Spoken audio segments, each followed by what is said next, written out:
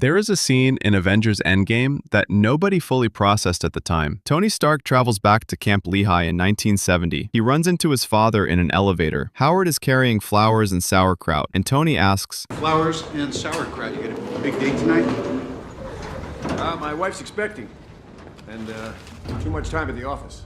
Tony's SHIELD file, established in the MCU since the original Avengers in 2012, gives his official date of birth as May 29, 1970. The date Tony and Steve traveled back to was April 7, 1970. That's 7.5 weeks before Tony was supposed to be born. Howard is carrying flowers to a wife who is, according to Tony's own birth records, not due for nearly 2 months. Tony stops. He asks Howard, "How far along is she?" Howard doesn't answer the question. The scene moves on. The moment gets buried under the emotional weight of the reunion, under Tony finally making peace with the father he spent his whole life resenting. Most people watching cried and moved on, but the question is still there. Why does Tony ask if his mother is 2 months from delivery? There's nothing strange about Howard bringing her flowers. Tony shouldn't be surprised. Tony shouldn't be confused. Tony is a genius. He traveled back knowing exactly what year it was and why he chose that year. He should know how far along his mother is. He should not be asking that question. Unless the flowers weren't for a woman 2 months from delivery. Unless the flowers were for a woman who had just given birth, and that specific timing in a way that doesn't match the story. And in the comics, the answer is clear. Howard and Maria Stark had a biological son. His name was Arno Stark. He was born with a serious degenerative illness, hidden from the world, kept secret because an alien entity named 451 had engineered the pregnancy. And Howard had secretly interfered with the engineering, making their biological son fatally ill. As a consequence, they couldn't have another child, so they adopted. They found a healthy baby boy and named him Tony Stark, and raised him without ever telling him the truth. The real Stark heir was hidden in a hospice. The boy they raised as Tony had no idea. The MCU never told this story, but the elevator scene suggests it didn't need to. Trusting the audience would either catch it or not, knowing that when Doomsday arrived, the dots would be there waiting to be connected. Here is the version of this theory that makes the most sense, given what the MCU has confirmed and what it hasn't. Howard Stark visits a maternity ward on April 7, 1970. Not for a delivery 7.5 weeks away, but for something happening right now. He is warm. He is present. He is a version of himself that Tony Stark never knew. The cold, distant Howard Stark, who raised Tony in a house full of expectations and impossible standards, is not in this elevator in April of 1970. A different Howard is here. The version of Howard who is still capable of feeling something. And then Tony asks the question, "How far along is she?" And Howard doesn't answer. Tony Stark spent his entire life believing Howard Stark was his biological father. The evidence for that belief was Howard himself, who never said otherwise, who showed Tony only what he needed to show him. The home recordings Tony watches in Endgame are warm, but still controlled. Howard is always performing something, always composing. Even the message he leaves for Tony is careful, calibrated. What is and always will be my greatest creation is you. A man who loves his son, but guards every word, like someone who learned early that words are weapons. What Howard knew, and what Tony may have started to understand in that elevator in 1970, without being able to finish the thought, is that the story of Tony Stark's origin wasn't complete. The name wasn't the biology. The brilliant inventor who raised him wasn't the man who made him. And the question of who made him, where Tony Stark came from before Howard Stark found him, is the question Doomsday has not yet answered. Robert Downey Jr. confirmed at San Diego Comic-Con 2024 that Doom is Victor Von Doom, not a variant of Tony Stark, not an alternate Tony who went dark. A separate person named Victor Von Doom, who happens to have the same face as a man who just died saving the universe. The Russos call him by his name. The character has a different history, a different wound, a different origin. The MCU explanation for why Doom has Tony Stark's face is being held for Secret Wars. It's not coming in Doomsday. But theories have their own logic, and this one doesn't require confirmation to be worth examining. Victor Von Doom comes from Latveria. In the comics, he's always been from Latveria, a Romani boy from an Eastern European nation whose mother made a deal with the demon Mephisto and whose father died in the cold so Victor could survive. That's the comics version. The MCU version has so far only told us that Doom's wife and son were killed in an accident traced to Steve Rogers' time travel during Endgame. The origin of Doom's face has not been explained. The origin of Doom's name has not been explained. The origin of Victor Von Doom in this universe, where he came from, who he was before the mask, is an open question the MCU is explicitly saving. The fan theory that connects these threads goes like this. Before we dig into what this scene is really hiding, if you love uncovering the secrets Marvel leaves in plain sight, hit that subscribe button now. Let's get into it. Howard Stark is in that elevator on April 7th, 1970, carrying flowers to a maternity ward, not for Maria, for the outcome of a different arrangement, an adoption. A healthy baby boy from somewhere else. From somewhere Howard had connections. And that baby, born elsewhere, carried to a hospital somewhere in New York, handed to Howard Stark, who named him Tony, has a biological origin that Howard Stark buried. If Tony Stark was born Victor Von Doom, the MCU's entire Iron Man saga becomes something different. It becomes the story of a man living inside a name that wasn't his, building an identity from scratch that turned out to be the exact opposite of what his biological legacy would have produced. Victor Von Doom in every other version of the story is a tyrant, a man who believes power justifies everything, a man whose genius serves his ego rather than anything larger. Tony Stark spent 30 years becoming the opposite of that, becoming someone who genuinely learned that no amount of money buys a second of time, someone who sacrificed himself for a world that was still angry at him. And now, in Doomsday, someone wearing Tony's face arrives as the villain, as the tyrant. The MCU is showing us what Tony Stark could have been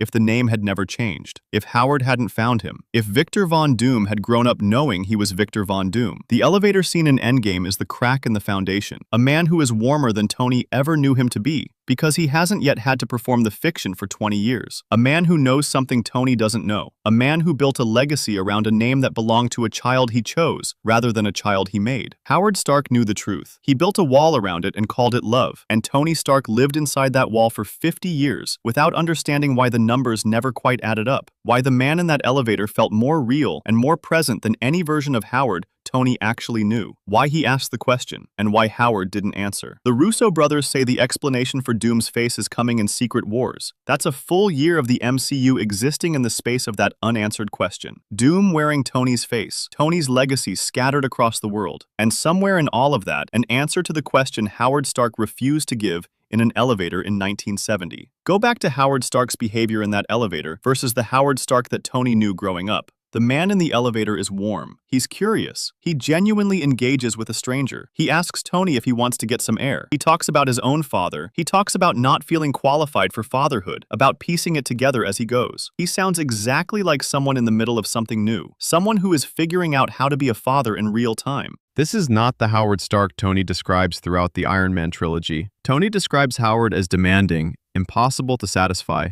a man who had more time for his projects than for his son. Tony talks about living in the shadow of the legacy, about the recordings being the most Howard ever gave him, about the gulf between who Howard was to the world and who he was to Tony. The distance between them was the central wound of Tony's adult life. But the man in the elevator in 1970 isn't distant. He's present. He's human. He's nervous about being a father and talking about it openly to a stranger in a way that the Howard Stark Tony knew would never do. The question isn't just, when was Maria due? The question is, why does the warm version of Howard only appear in 1970? And why does that warmth vanish across every depiction of Howard from Tony's actual childhood? The answer that fits is the one the comics already gave us. What Howard Stark was nervous about in that elevator wasn't biology. It was a decision he'd made. The Howard who raised Tony was performing fatherhood inside a story he'd constructed. The Howard in the elevator was still in the moment before the performance started, still in the space where the decision was real and recent and the consequences hadn't fully arrived yet. The adoption theory doesn't require Tony to have known. It doesn't require Howard to have told him. In the comics, Howard never told Tony. In the MCU, there's nothing suggesting he did either. Tony died in Endgame carrying the belief that Howard Stark was his biological father, the one Howard knew, the one Tony never got.